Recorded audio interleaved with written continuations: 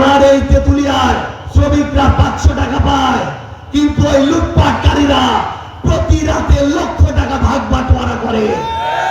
পঞ্চগড়টাকে ঠিক করতে চাই, তাহলে আমাদের ওই বস্তা পচা মানুষ আর বস্তা পচা সিস্টেমগুলোকে আগে এই সিস্টেম থেকে উপড়ে ফেলতে হবে।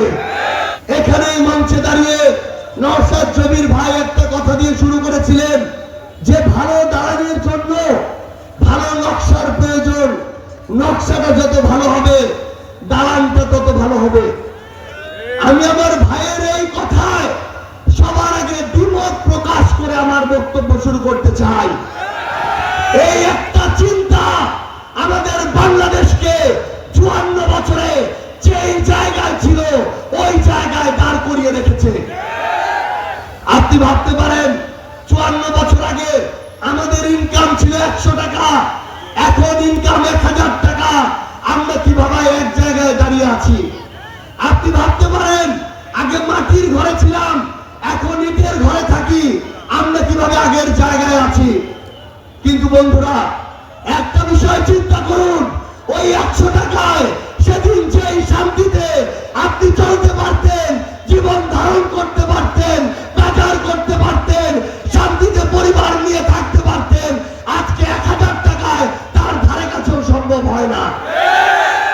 আপনি চিন্তা করুন, আপনার ওই মাটির ঘরে যে শান্তি ছিল, এই ইটের বিল্ডিং এও আজ সেই শান্তি নাই।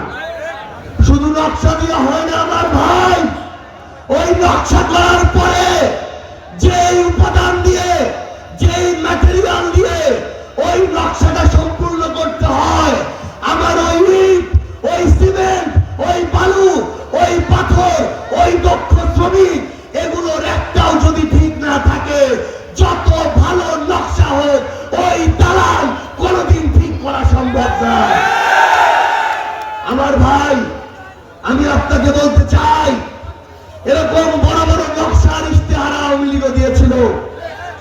2041 পর্যন্ত নকশা ছিল, 2041-এর পরে আরো 100 বছরের নকশা ছিল, কিন্তু আমরা শুধু লুটপাট দেখেছি।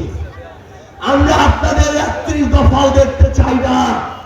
ওগুলো শুধু কাগজে কলমে ভালো দেখায়, কিন্তু আমরা যখন দেখি আমার এই তেতুলিয়ার প্রত্যেকটা ইউনিয়নের, প্রত্যেকটা ওয়ার্ডের, এই উপজেলার মানুষ প্রত্যেকটা স্তরে 3-4টা মানুষ দ্বারা জিম্মি হয়ে গিয়েছে, তখন ওই নকশা এই তেতুলিয়ার কোনোদিন উন্নয়ন আনতে পারে না।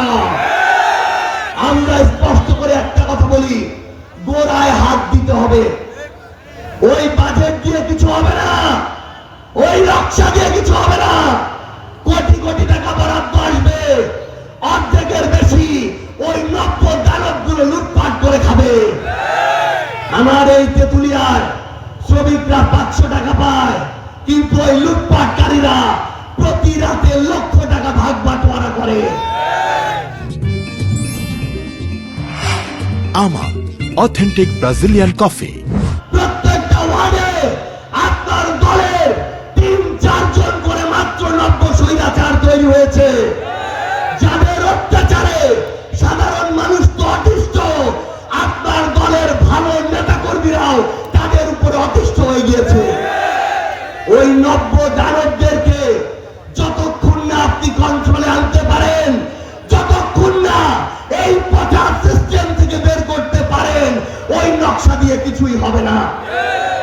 আমরা যদি এই তেতুলিয়াটাকে ঠিক করতে চাই, পঞ্চগড়টাকে ঠিক করতে চাই, তাহলে আমাদের ওই বস্তা পচা মানুষ আর বস্তা পচা সিস্টেমগুলোকে আগে এই সিস্টেম থেকে উপড়ে ফেলতে হবে।